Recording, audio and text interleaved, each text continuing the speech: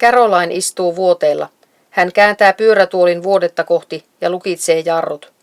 Vetämällä vasemmalla kädellä pyörätuolin käsinojasta ja työntämällä oikealla kädellä vuoteesta hän ponnistaa seisomaan ja pyörähtää istumaan pyörätuoliin.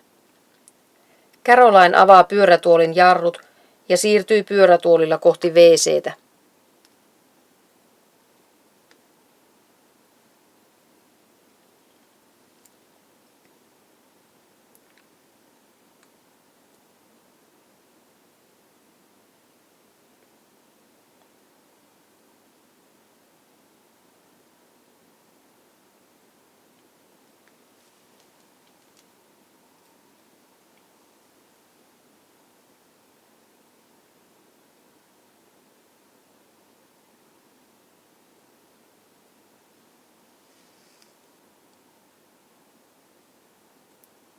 Caroline ohjaa pyörätuolin kohti suoraan WC-istuimen eteen, lukitsee jarrut, tarttuu WC-istuimen käsinojiin ja ponnistaa seisomaan.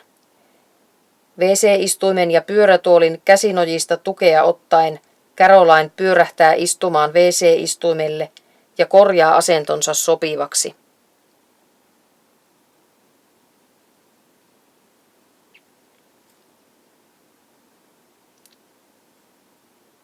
WC-istuimelta ylös noustessa Caroline ottaa tukea WC-istuimen ja pyörätuolin käsinojista, kallistaa ylävartaloa eteenpäin, ponnistaa seisomaan ja pyörähtää istumaan pyörätuoliin.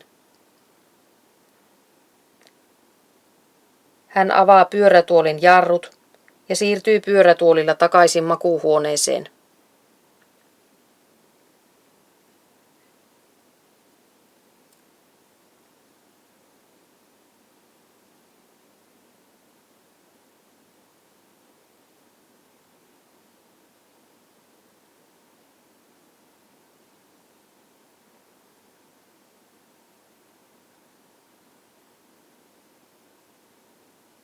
Caroline ohjaa pyörätuolin vuoteen viereen ja lukitsee jarrut. Yöpöydästä ja vuoteen päädystä tukea ottaen hän ponnistaa seisomaan ja pyörähtää istumaan vuoteelle.